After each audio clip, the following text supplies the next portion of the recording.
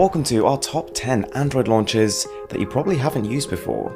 We're going to save the best to last, and with that being said, let's get right into it. Number 10 is a very strange departure from tradition. Instead of home screens and app drawers and icons, this is a launcher based on commands. Say you want to uninstall an application, you literally type the word uninstall, space, and then the application's name, and that's how you do it here. And in a way, it's quite a practical launcher too. When you get used to how it looks, there is a lot of information displayed on screen at any one time. Number 9 is BlackBerry Launcher, one that has some really good and interesting ideas, but at the same time doesn't feel quite there. It's pretty fast, and it's got the traditional combination of separate home screens and an app drawer, and that aspect of it works fine. It's even got swipe up widgets, which means that certain icons you can swipe up and it brings up the full widget without actually having to install it on the home screen. But I'd say the aesthetics of some of the elements in this launcher are a little bit unfinished, and the fact that if you don't pay for a monthly BlackBerry service, there are ads in the app drawer is criminal.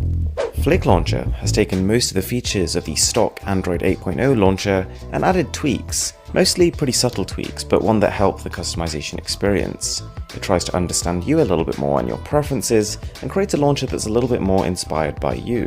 You've also got the built-in ability to tinker with icon shapes, so you can turn them all into circles or even teardrops. Number 7 is Lena Launcher, which tries to bring the aesthetic of a desktop experience to your Android phone. And truth be told, it works best when you've got a mouse and a keyboard, but it can work without. Instead of opening your social medias as mobile applications, it opens them as mini browser windows which display the full desktop sites. And you could multitask, you could have 3 of these windows open at any one time. It also organizes your files into a very much Windows/Mac style interface, and it's quite an intuitive way to browse them. Okay, you might have heard of a company called Infinix. Then again, the odds are you probably haven't, but it is a Hong Kong-based smartphone manufacturer, and this is their launcher. It is brimming with customization and themes for you to choose from, and has even got this pretty handy shuffle button, which basically shuffles the wallpaper, saves you having to pick one yourself. It also automatically organizes your apps into folders, and what's cool is once you've opened one folder, you can browse all of them from there. Number 5 is Lean Launcher, which you may have heard of because it has only recently come onto the scene. And similar to some of the previous ones we've looked at, it is based on stock Android 8.0 with some extra customizability. You can change icon shape, you can change animations, but what I do particularly like about Lean is its gesture support. For example, right now it has allowed me to configure my phone so that any 2 taps on the home screen turns the display off. A slightly more niche offering, this is Big Launcher, and it could be for someone who has come from a non-smart device, or someone who wants the connectivity options of Android but perhaps not the complexity. It really does make things very easy for you. So you don't have too much in the way of customization, but you've got your battery indicator, you've got your signal strength and your time, and the main icons it thinks you'll be using, as well as an app drawer to explore the rest of them. It's also got a bit of a safety angle here, with this dedicated SOS button. Okay, I think you're gonna love this one. This is Total Launcher, and it is essentially anything you want it to be. It is flexible to the most minute level you've probably ever seen on an Android home screen, but at the same time, it makes it very easy for you using the built-in themes.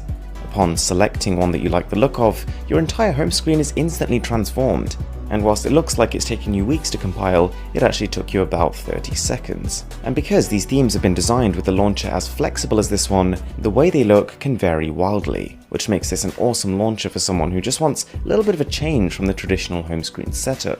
Number 2, Smart Launcher 5. And this is the best iteration of the long-going series of smart launchers, primarily because it makes things very easy for you. It has an ambient theme throughout the launcher that adapts based on the wallpaper you've applied. Your applications are grouped without any input from your part, and there is an all-in-one search bar which encompasses most aspects of the things you'd want to use. Alright, number 1 on this list is Yandex Launcher, which has been a continual improvement over the years, but I think now has reached a stage where it is a really great option. In fact, there is so much to talk about with this that it's difficult to know where to start.